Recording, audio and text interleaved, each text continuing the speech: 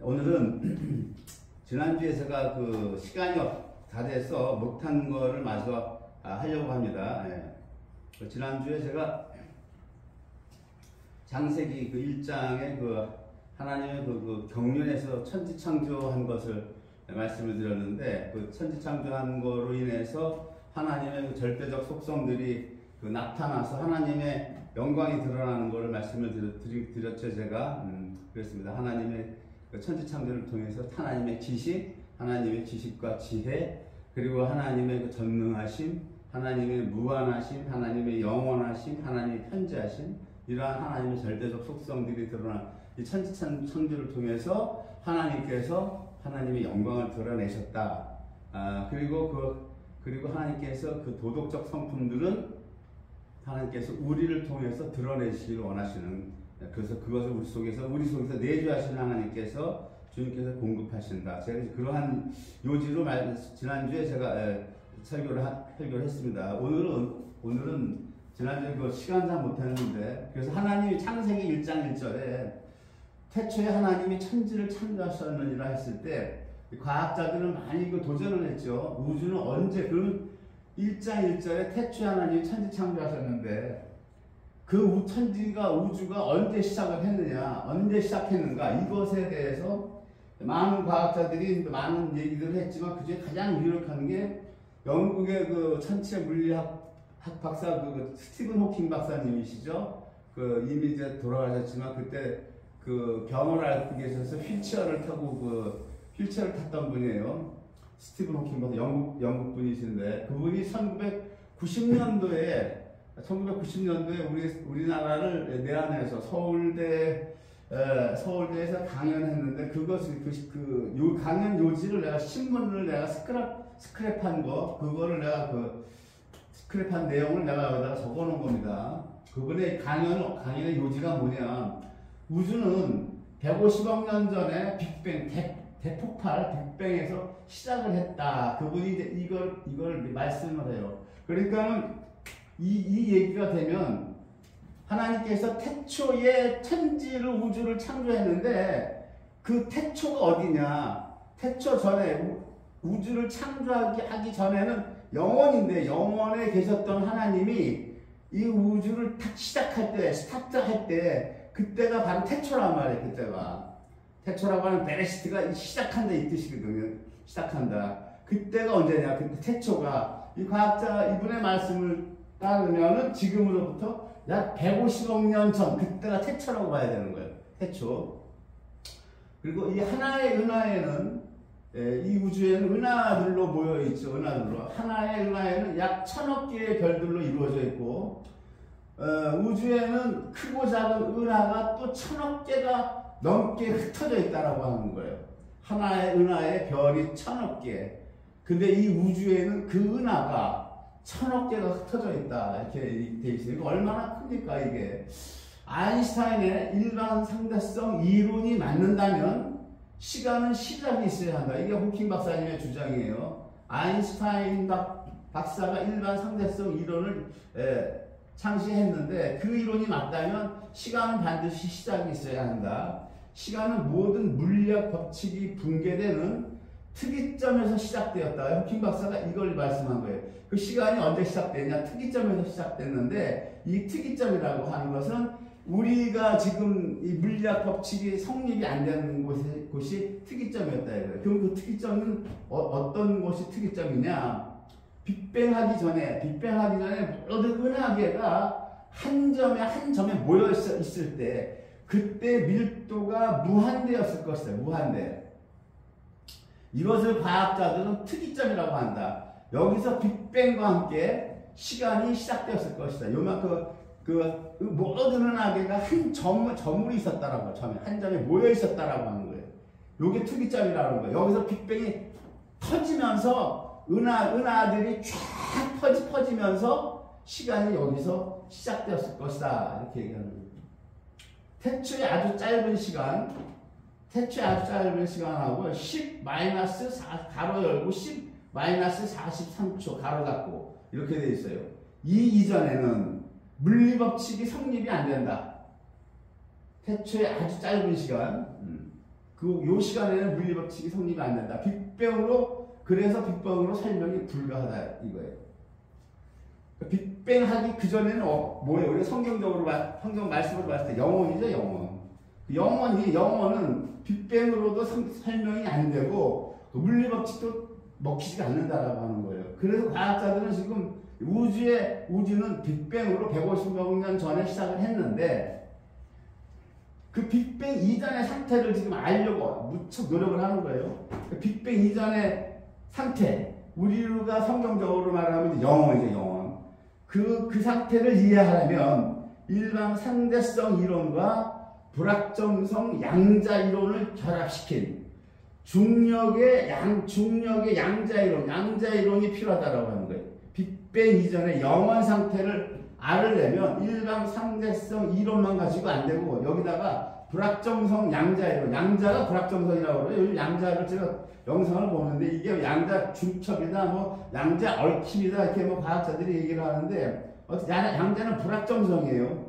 이것과 일반 상대성 이론을 결합을 시켜서 중력의 양자 이론이 나와야 그 빅뱅 태초 이전을 이제 파고 들어갈 수 있다. 이거를 호킹 박사님이 1990년대에 와서 하신 말씀이에요. 이게 과학자들은 우주의 모든 법칙을 통일적으로 기술하는 통일장 이론이 나타나면 이 모든 것이 풀릴 것으로 고대하고 있다.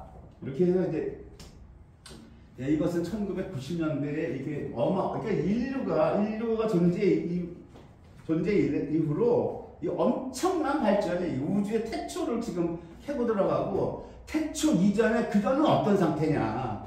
그전은 어디? 삼위 하나님이 계신 데 아니에요, 영원. 예? 삼위 하나님이 계신 영원 그 상태를 이제 알려고 하는데 이 물리학 법칙이다 붕괴가 되고 거기 먹히지가 않으니까 그게 안 되는데 그거를 알려면은 중력의 양자 이론이 나와야 된다. 여기까지가 지금 1990년대 이분이 호킹 박사님이 와서 강연한 그 요지예요. 핵심 요지입니다. 두 번째입니다. 우주는 어떤 모양인가? 자, 우리가 지구가 어떤 모양인가를 했을 때 지구는 어떤 모양이에요? 지구에 살면서는 지구를 알 수가 없는 거예요. 지구 바깥을 나가야 돼. 그 아폴로가 대기권에서 나가서 지구를 보니까 지구의 모습이 정확하게 나오잖아요. 촬영을 하니까 야, 이게 우리 지구가 이렇게 생겼구나 한단 말이에요. 지구는 알았어요. 그죠? 은하도 촬영이 되죠. 은하가 보면 어떻게 돼 있어요? 이렇게 비행기처럼 돼 있죠. 은하가 요렇게 그죠? 분포가 요렇게 있단 말이에요. 요렇게 비행기처럼 은하계들이 이런 식으로 분포가 돼 있어요. 이 은하계 여기에 별이 1000억 개가 들어가 있는데 여기 별이 지금 뭐 태양도 있고 지구도 있고 뭐 금성 뭐 다 목성 토성 뭐 명왕성 다 있어요. 뭐 다 있는데 이런 별들이 한 1000억 개가 있는데 이 은하가 하나의 은하가 또 1000억 개가 있는 게 이 우주라고 하는 거예요. 그러니까 이 과학자들이 뭐냐면 우주는 4차원은 아니라고 하는 거예요. 분명히 3차원이에요. 3차원. 3차원이고 유한하다. 무한은 아니고 유한한데 유한이라고 하는 거면 끝이 있다라고 하는 거예요. 끝이 있다라고 하는 우주가. 그럼에도 불구하고 이 은하가 1000억 개가 넘게 있는 하나의 은하가 별이 1000억 개라고 그랬죠.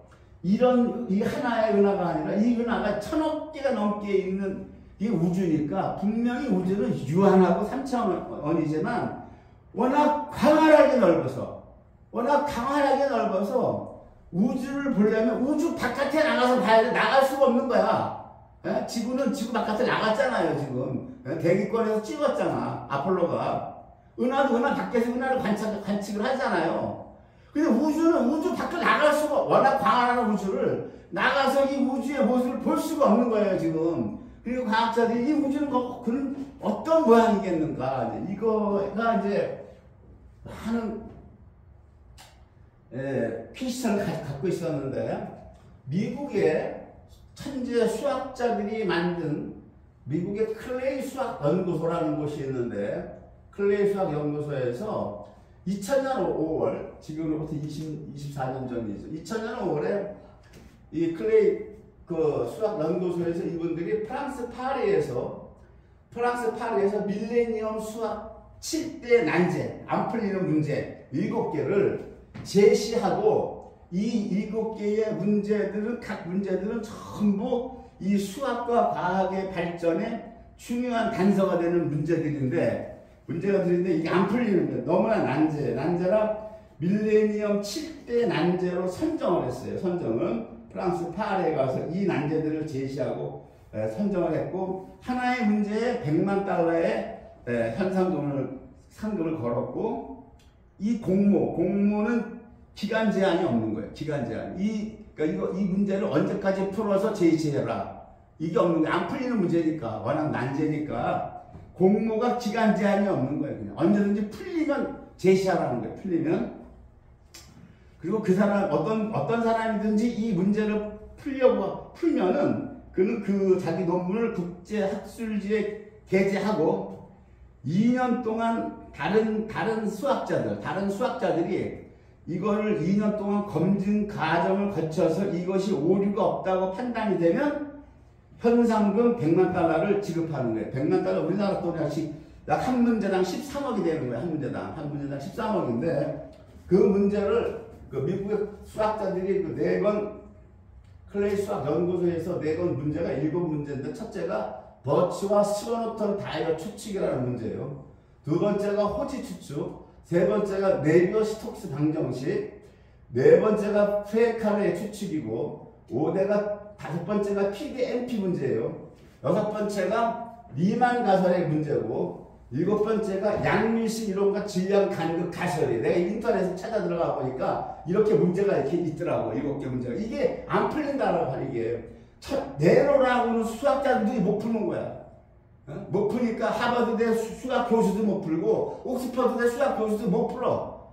그러니까 이거 내놓은 거예요. 공개적으로 풀어봐라. 풀 장사 있으면 나오라 이거예요.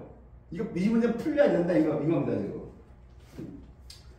버츠와 스거노턴 다이어 추측이라고 하는 이 문제는 인터넷에 게재된 걸 보니까 타원 곡선을 유리수로 정의하는 방정식이 유한계의 유리수를 가지는지 무한계를 가지는지 알 수 있는 간단한 방법을 구하라. 이 문제예요. 두 번째 호지 추측이라고 하는 문제는 어떤 대상체도 모두 기하학 조각의 조합이라고 하는 사실을 증명하라. 이것이 두 번째 호지 추측이에요. 세 번째 네비어 스톡스 방정식. 이 문제는 비행기 날개 위로 흐르는 공기 같은 기체 흐름과 배 옆으로 흐르는 물 같은 유체의 흐름을 기술하는 편미분 방정식의 해를 구하라. 네 번째 문제, 오늘 제가 말씀드릴 핵심이에요.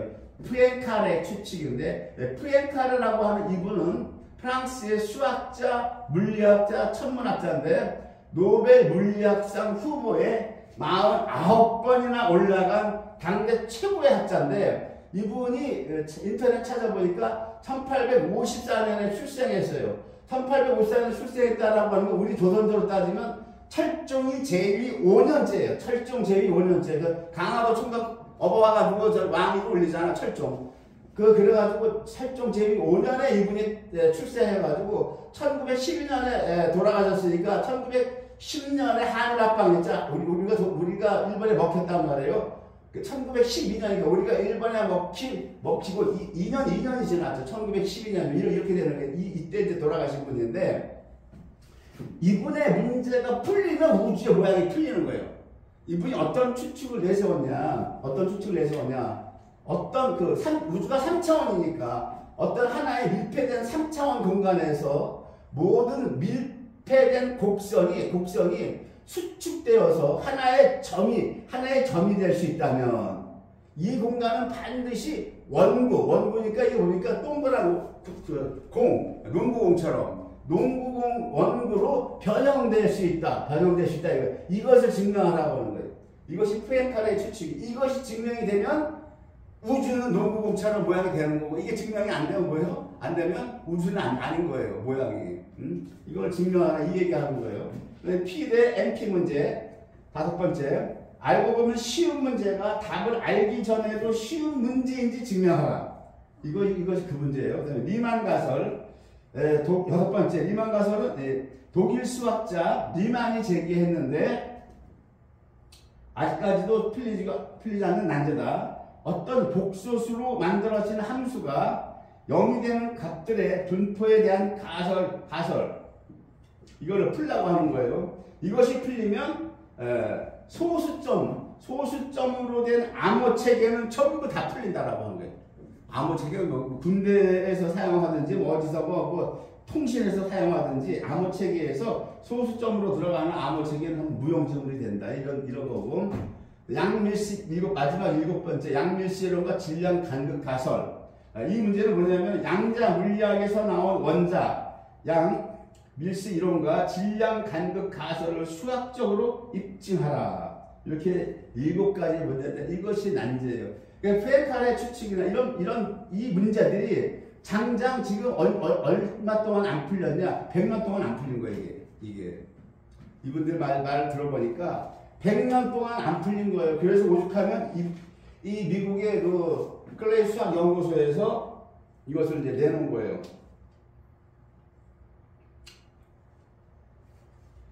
존 볼 옥스퍼드 대학교 교수 존 볼이라고 하는 분이 뭐라고 말씀하셨냐면 저명한 수학자들이 푸엔카레의 추측을 풀었다고 주장을 했다라고 하는 거예요. 저명한 수학자들이 그러나 그렇지 못한 것으로 판명이 났다. 검증 결과 못 풀었다라고 하는 거예요. 지난 100년 동안 풀지 못한 난제가 푸엔카레 추측입니다. 특히 푸엔카레 추측은 100년 동안 안 풀렸다라고 하는 거예요. 이 100년 동안 안 풀린 이 문제가 드디어 천재 수학자가 등장을 하는데 이 사람이 누구냐면 러시아의 이름 없는 무명의 천재 수학자 페렐만이에요. 그레고리 페렐만인데 이 페렐만이 2002년 11월에 아까 그 수학 전문 저널도 아닌 그냥 인터넷에 푸엔카레 추측에 대한 짧은 논문 한 편을 올렸어요.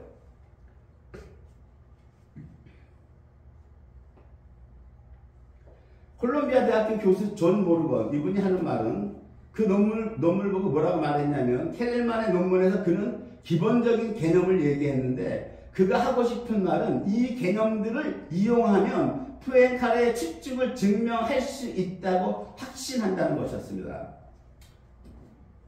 그 다음에 크레이 수학 연구소장 짐 칼슨 이분은 뭐라고 말하냐면 저는 놀랐었고 그것이 소문인지 사실인지 몰라 궁금했습니다. 친구들에게 전화해서 물어보니까 페렐만은 아주 평판이 좋았습니다. 인터넷에 자기의 논문을 올렸는데 드디어 수학계 인사들이 페렐만으로부터 직접 그 설명을 듣고 싶어서 미국으로 초빙을 합니다. 그래서 강연을 여는데 2002년에 인터넷에 페렐만이 논문을 올렸고 2003년이죠. 그 다음에 2002년 11월에 올렸고 그 다음에 2003년 4월 미국의 MIT 공대, MIT라고 하는 건 이제 매사추세츠 공과대학이죠. 엄청 그 공대로서는 뭐 하버드보다 더 세다 이런 말이 있어요. 2003년 4월 미국 MIT 공대 강단은 세계적 수학자, 과학자가 모두 모였습니다. 러시아의 수학자 페렐만의 강의를 듣기 위해서였습니다. 수학사상 가장 어려운 문제라는 푸엔카레의 추측을 과거 100년 동안 그 어느 누구도 풀지 못한 이 문제를 나온 지 20년밖에 안 된 리치 풀른 방정식에 의해 완벽하게 증명해낸 첫 번째 강의였습니다. 그래가지고 이분이 거기서 그 강연을 한 거예요. 매사추세츠 공과대학 강단에서 자기가 쓴 논문을 직접 칠판에 써가면서 강의를 했는데 그거를 듣자고 막 그 강당은 대마문. 영상을 보니까. 이 논문이 맞는지 안 맞는지, 과연 해가지고 예일대와 컬럼비아 대학에서 팀이 장장 4팀, 한 팀에 4팀의 검증팀이 검증을 했는데, 2년을 했대, 2년을. 이게 맞지 안 맞는, 자기들이 못 푸는 거야, 자기들이 지금까지. 내로라고 수학 박박자들이 못 푸는 문제를 이름 없는 무명의 러시아의 수학자가 이걸 논문을 내놓으니까 이게 맞는지 안 맞는지 검증을 했는데 2년 동안 했는데 결론이 뭐냐? 페렐만 그가 옳았다라고 하는 거예요. 그가 옳았다. 응? 그 인터뷰를 하는데 이 페렐만 이분은 모든 인터뷰를 거절했어요. 영상을 보니까 나중에 집까지 찾아가 기자가 인터뷰 제발 한 번만. 너야 너. 안 하는 거예요. 그리고 이 페렐만 이번에 최고 대학이니까 뭐 이게 뭐 옥스퍼든지 하버든지 뭐 모르겠어요. 최고 대학에서 이 교수직도 거절해. 상금 100만 달러 13억 그것도 거절해. 안 받겠다는. 혼연히 고향 상트페테르부르크로 돌아갔어요. 그 영상을 보니까 상트페테르부르크 자기 그 집 허름한 집인데 러시아 사람인데 나는 이거를 보고 러시아가 국민들에게 전체주의 국가니까 자유주의 국가는 아니고 전체주의 국가니까 뭐 석유도 나오니까 푸틴이 그런 뭐 연금을 주는가 그건 모르겠어요. 러시아에 대해서 잘 모르겠는데 최고 대학의 채용직은 이분은 뭐라고 얘기하냐면 내가 우주의 비밀을 쫓고 있는데 어떻게 100만 달러를 쫓겠는가 이 말 한마디만 했다는 거예요. 내가 뭘 느꼈냐면 그 최고 대학의 교수직으로 와달라고 하는 거는 내가 우주의 비밀을 연구하니까 그건 거절할 수가 있어. 근데 상금은 도대체 왜 거부하는가? 자기가 먹고 입고 풍족히 해야 연구도 되는 거지. 사는데 찌들어 연구 제대로 되겠냐 이거예요. 러시아라는 나라가 얼마나 잘 산다고 국민들 그렇게 연금 풍족하게 주겠냐 말이에요. 예를 들어서 상금까지 거부한 거에 대해서 내가 이 영상을 순간 나도 모르게 막 눈물이 흘리면서 이 페렐만이라는 유명의 이 수학자가 존경하는 마음이 들면서 한편으로 내가 어떤 생각이 들었냐면은 주님이 저 사람을 불렀다면 저 사람은 제2의 현대판 사도 바울이 되겠구나 이 생각을 해요. 그 생각을 하니까 내 눈에서 이 영상에서 눈물이 쭉 흘렀어요.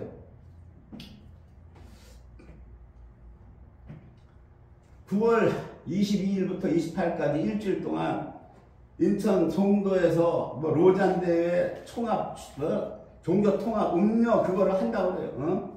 조직위원장이 무슨 유기성 목사니 하고 대표가 무슨 옛날 저기 온누리교회 하영조 목사님 돌아가시고 나니까 그 다음에 후임 무슨 목사였던 그 사람이 맞고 내가 지금 계속 인터넷을 쭉 보니까 이름 있는 교회는 다 타락했어. 이름이 있다. 대형 교회다. 대형 밑에 뭐 중형 교회다. 저 중간 간다. 싸그리다 배도한 거야. 싸그리다 배도했어요. 대한민국이 싸그리다 배도한 거야. 이게. 이런 걸 보면서 내가 야 주님 페렐만 저분을 부르죠. 저분을 택하죠. 주님. 왜 이런 것들 택해가지고 이렇게 뭐 로잔 대회 음료 종교 통합하는데 이런 데로 가게 하십니까? 그런 생각이 들면서 책상에서 내가 그 금요일날 좀 앉아서 많이 울었습니다. 울었고 오늘 그래서 하나님의 그 택하심과 예정의 목적을 주님이 이걸 볼 때에 이 영상을 볼 때 주님이 이 말씀을 다시 나한테 굳게 하시더라고요. 하나님의 택하심의 예정과 목적을 바로 알려라 그러시는 거예요. 하나님이 우리를 택하신 목적이 뭐냐? 택하심과 예정의 목적이 뭐냐? 그리스도 안에서 택했다라고 하는 거예요. 그리스도 안에서. 여기 예수를 뺐죠, 예수. 여기 바울 사도가 왜 예수를 빼고 그리스도만 나옵니까? 그리스도 안에서 우리를 택했다라고 하는 거예요. 우리로 하나님 앞에 거룩하고 흠이 없게 하시려고. 그리스도로 택했다라고 하는 건 뭐 그래서 그리스도는 무엇으로 증명됐어요? 예수님이 그리스도가 되는 것은 무엇으로 증명됐냐고요? 부활로서 증명된 거예요. 부활하지 못했으면 예수님은 그냥 인간 예수. 그리스도가 아니라고요. 부활을 하셨기 때문에 예수 그리스도가 되는 거란 말이에요. 우리는 그리스도 안에서 택했다라고 하는 건 뭐예요? 우리를 부활로 택했다라고 해요. 부활로. 여기 예수를 뺐죠. 죄사함 받고 이 땅에서 성령의 인도받아서 사는 성화의 삶이나 죄사함으로 침입받는 이러한 이 땅에서의 것을 지금 뺐고 하나님의 목적의 최종 마지막 목적, 마지막 종착점, 그거 뭐냐? 그 앞에 거룩하고 흠이 없게 하시려고 그리스도 안에서 택했다라고 하는 거 뭐예요? 우리가 예수님과 똑같은 몸으로 부활해서 하나님 앞에 섰을 때, 그때가 우리가 거룩하고 흠이 없는 하나님의 자녀들이 된다는 거예요. 우리가 그 목적으로 세웠다라고 하는. 그래서 앞에 예수를 뺀 거예요. 하나님이 최종적 목적은 뭐냐? 너희가 내 아들 모노게네스 예수 그리스도의 똑같은 형상으로 부활해서 내 앞에 서는 거, 하나님 앞에 서는 거, 그것이 거룩하고 흠이 없는 너희 존재들로 삼으려고 그리스도 안에서 택하사 그것이 기쁘신 뜻이라고 하는 거예요. 그 다음 절, 기쁘신 뜻대로 우리를 사랑으로 예정하소. 우리 개혁성경에 사랑으로 예정하소, 사랑이 없는데 그 4번에는 사랑으로 예정하사 이게 들어가 있단 말이에요. 예수 그리스도로 말미암아 자기의 아들들이 되게 하셨다, 이렇게 나오죠. 택하시고 예정하신 목적이, 궁극적 목적은 뭐냐? 우리가 예수 그리스도의 모습으로 똑같은, 그분과 똑같은 모습으로 부활해서 하나님 앞에 서는 거. 그것이 하나님 앞에 거룩하고 흠이 없게 하시려고 하는 그것이다 이거예요. 그것으로. 예정과 택하신 거 잘 아십시오, 여러분들이. 그래서 이 땅에서 창세전에 택한 자들을 하나님 부르시죠. 부르시는 거예요, 이제. 이것을 창세전에 부르셨으니, 택하셨으니까 이 땅에서는 그 창세전에 택하심이 이 땅에서는 이루어져야죠. 역사로 이루어져야 되니까, 구속사로 이루어져야 되니까 하나님이 부르시는데, 바울 사도가 뭐라고 합니까? 형제들아, 고린도전서 1장 26절입니다. 형제들아, 너희를 부르심을 보라. 육체를 따라라고 하는 건 뭐 세상적 관점에서 볼 때에, 너희를 부르는데 지혜 있는 자가 많지 않다 그래요. 이 헬라어를 보면 이게 높은 교육을 받은 자가 많지 않다라고 하는 거예요. 그 다음에 능한 자가 많지 않다 그래요. 능한 자가 많지 않다라고 하는 헬라어를 보면 이거 정치적 권력을 가진 자 별로 없다라고 하는 거예요. 교회 안에 학벌 좋은 자, 정치적 권력 가진 자가 올 수가 없는 거예요. 하나님 부르지 않았다라고 하는 거예요. 문벌 좋은 자가 많지 않다. 현대말로는 상류사회였죠. 상류사회. 조선적으로 따지면 뭐예요? 양반집안. 문벌 좋은 자 많지 않아도 하는 거예요. 그러나 하나님께서 세상에 5가지가 나오는데, 미련한 것들을 택하고 약한 것들을 택하고 세상에 천한 것들을 택하고 세상에 멸시받는 것들을 택하고 세상에 없는 것들을 택했다라고 하는 거예요. 이게 지금 누구죠? 이 미련한 것들, 약한 것들, 천한 것, 멸시받는 것, 없는 것들이 누구예요? 이것들이 이게 바로 그리스도와 창세전에 그리스도 안에서 택했다라고 하는 거예요. 우리를 창세전에 그리스도 안에서 택해서 예수 그리스도와 똑같은 몸으로 부활되는 구원의 마지막 종착역에 이르러서 우리가 하나님 앞에 섰을 때 그때가 가장 거룩하고 흠이 없는 하나님의 아들들로 서는 것인데, 그 창세전에 택한 대상자들이 이 땅에서 딱 뚜껑 열어서 펼쳐보니까 미련한 것들, 약한 것들, 천한 것, 멸시받는 것, 없는 것들이라고 하는 거예요. 창세전에 택한 하나님의 계획이 미련한 것들을 택하사 지혜 있는 자들을 부끄럽게 하신다. 약한 것들을 택하사, 이 택했다라고 하는 이 헬라어를 보면은 하나님 혼자서 스스로 선택한 것이다. 이렇게 하나님 혼자서 스스로 택했다라고 하는 겁니다. 이 사람의 뜻이 안 들어가고 하나님 혼자. 그러니까 이게 왜 하나님의 주권이에요, 주권. 하나님의 주권이라고. 이거를 인본주의 신학, 자유주의 신학은 전부 깔아뭉갠다고, 전부. 아니라고. 내가 믿어야 된다는 거, 내가. 그러니까 맛이 가는 거예요, 기독교가. 맛이 이미 갔어요, 이미 가고. 맛만 간 게 아니라 종교통합 배도까지 갔잖아. 근데 나는 왜 이런 말을 자꾸 하느냐. 하나님께서 이 땅에 엘리야가 뭐라고 그랬어요? 엘리야가 다 망하고 의인은 나 하나 남았다고 할 때 하나님이 뭐라고 그랬어요? 너 모르게 남자 7천을 안 됐다고 했다고. 그러니까 제가 드리는 메시지는 무슨 메시지냐? 남은 자 7천에 대해서 메시지를 드리는 거예요. 남은 자 7천. 미련한 것들을 택하사 지혜 있는 자들을 부끄럽게 하시고, 약한 것들을 택하사 강한 것들을 부끄럽게 하시고, 천한 것과 멸시받는 것, 이것은 뭡니까? 낮은 계급에 처한 사람들이죠. 낮은 계급에 처한 사람들. 없는 것들은 뭐예요? 없는 것들은 사회적으로 전혀 가치가 없고 필요가 없는 자들이에요. 이것이 이 헬라어 원뜻이. 예? 이러한 것들을 택하사 있는 것들을 폐하려 하시나니, 있는 것들을 폐한다라고 하는 이것이 헬라어를 찾아보면 사용하지 않고 일단 끝낸다라고 하는 거예요. 이는 아무 육체라도 하나님 앞에서 자랑하지 못하게 하려 하시니라. 아무 육체라도 하나님 앞에서 자랑하지 못하게 하려 하시니라 그러죠. 그래서 하나님이 이 택하심의 법칙이 항상 약한 거예요. 약한 것, 천한 것, 미련한 것, 없는 것, 멸시받는 것 이런 거예요. 야곱과 에서에서도 누구를 택했어요? 야곱을 택했죠. 야곱은 약하고 천하고 미련한 거예요. 야곱은. 에서는 어땠어요? 에서는 세상적 육체를 따라 세상적 관점에서 볼 때 에서는 터프가이. 여자들은 터프가이를 좋아해. 야곱 같은 남자 싫어한다고. 얼마나 사냥을 잘해요. 얼마나 건강하고 얼마나 활달하냐고. 이삭이 뭐라고 그랬어요? 장자 에서가 갖다주는 그 고기로 갖다주는 그 사냥에서 잡아오는 음식을 맛있게 먹었다 그랬어요. 늘. 그러니까 이삭 눈에는 뭐예요? 에서가 왕빵이야 왕빵. 이지방상이라고. 야곱 저거 뭐 기집애 같아. 노냥. 지 엄마 리브가 품속에나 있고. 그렇잖아요. 세상적 관점에서 봤을 때는 누가 더 나았냐고. 누가 쭉쭉빵빵 잘 나갔냐고. 에서. 근데 뭐예요? 하나님 에서 안 부른다라고 하는 거예요. 에서는. 야곱을 불렀다라고 하는. 이것이 하나님의 택하심의 주권이 주권. 근데 인간들이 인본주의는 인이 사람이 올라서 사는 거예요. 하나님 위에 인본주의 신학도 인본주의로 그 하나님의 주권을 다 밟아버리는 거예요. 근데 하나님께서 그거 다 심판하신다. 가만 안 두세요. 다 심판하신다고. 그래서 여러분들 오늘 보면 베드로후서 1장 10절에 뭐라 그러니까 그러므로 형제들아 더욱 힘써 너희의 부르심과 택하심을 굳게 하라. 마지막 때예요.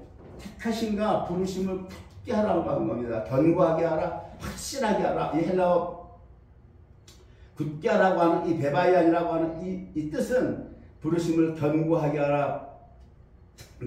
확실하게 하라고 하는 것인데 너희가 이것을 행한즉 언제든지 실족지 아니하리라. 실족이라고 하는 거 왜 발이 뭐 미끄러지는 게 아니라 저 성경에서 실족한다라고 하는 건 뭐냐면 구원에서 탈락되는 걸 얘기하는 거예요. 그러니까 부르심과 택하심을 망각하면요 구원에서 실족한다라고 하는 거예요. 구원에서. 그러므로 너희가 부르심과 택하심을 굳게 해서 이런 것들을 행하라. 행하면 언제든지 실족하지 않고 하나님 나라에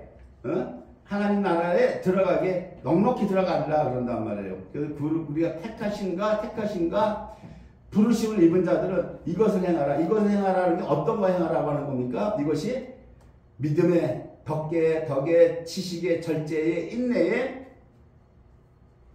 경건의 형제 우의 사랑. 8가지가 나오죠. 8가지가 나오는데 이것을 행하라는 거, 이 땅에서. 그러면 너희가 넉넉히 이기고 하나님 나라, 그리스도의 나라에 들어간다. 넉넉히 들어간다. 휴거된다라고 하는 거. 넉넉히 들어간다. 휴거된다라고 하는 거. 첫 번째가 믿음이죠. 믿음. 이 믿음이 무너지면 다 무너지는 거예요. 이 8가지가 나오는데 믿음의 덕이 나오죠. 덕. 믿음이 무너지면 여기 뭐 덕이고 지식이고 절제고 인내 경건이고 다 필요 없는 거예요, 여러분. 그러니까 이게 삼각형 구조라고. 이 제일 밑에가 믿음이에요. 제일 밑에가 이게 믿음이라고. 믿음. 마지막 때는 믿음이 다 무너지려고 그래. 이게 무너지면 다 무너지는 거예요. 자, 우리 이제 택하심과 부르심을 굳게 하라는 것도 뭘로 굳게 하는? 믿음이 있어야 굳는 거지. 믿음 위에 덕이죠. 덕을 공급하라고. 여기 보면 8가지 공급하라고 그래. 공급. 덕이 지식을 공급해라, 절제를 공급해라, 인내를 공급해라, 경건을 공급해라, 형제 우애를 공급해라, 사랑을 공급해라. 마지막은 어디 끝에는 결국 사랑이에요. 사랑. 그러니까 기독교는 사랑인데 이게 뭐다? 네 형제들에게 공급하라고 하는 거예요. 네 형제들에게. 그러니까 우리 기독교인들의 삶은 뭐다? 자기를 위한 삶이 아니라 형제들에게 다 주라고 하는 거예요. 주라고. 내 게 없다라고 하는 거 다 주라고 하는 겁니다. 주라. 이런 것을 행한즉 언제든지 실족치 아니하리라. 이런 것이 없는 자는 소경이라. 원시치 못하고 그의 옛죄를 깨끗게 하심을 잊었느니라. 이같이 하면 이런 8가지를 공급하면 우리 주 예수 그리스도의 영원한 나라에 들어가면 넉넉히 너에게 주시리라. 말씀 마치기로 하겠습니다.